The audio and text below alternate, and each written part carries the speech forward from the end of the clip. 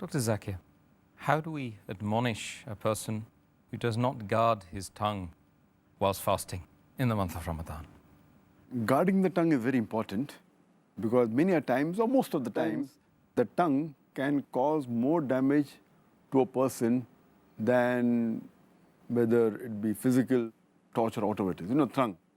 So a person should be careful of the tongue. And our beloved Prophet Muhammad said, and there are various Hadith dealing with this topic.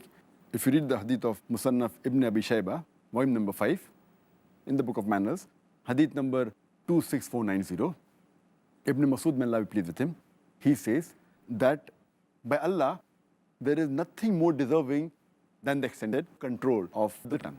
And a similar message is given in the next Hadith of Musannaf Ibn Abi Shayba, volume number 5, in the book of Manners, Hadith number 26491, where Hazrat Abu Bakr, may Allah be pleased with him, he says, holding his tongue, that this is the thing that has got me to this position. That means he was careful of his tongue. That is the reason he reached this position. And there are many verses in the Quran where Allah says in Surah Qaf, chapter number 50, verse number 18, that not a word that you say which is not written by a sentinel without noting it down. That means every word that you say is being written down by an angel. Further, it's mentioned in the Quran, in Surah Isra, chapter number 17, verse number 53.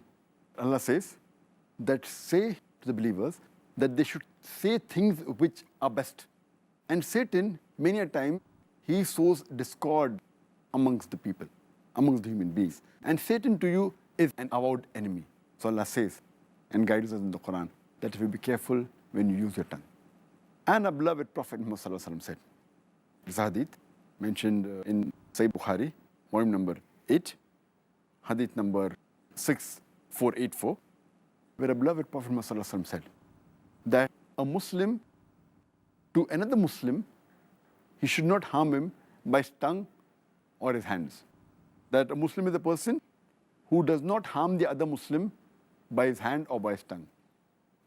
And our beloved Prophet Muhammad further said, it's mentioned in Sahih Bukhari, volume number 8, hadith number 6474, where our beloved Prophet said that anyone who can guarantee the safety, that is the chastity, of what is between the two jawbones, talking about the tongue, and what is between the two legs, talking about the private part, he will be guaranteed paradise. With a person who can guarantee the chastity, the safety of the tongue and the private part, he will be guaranteed paradise.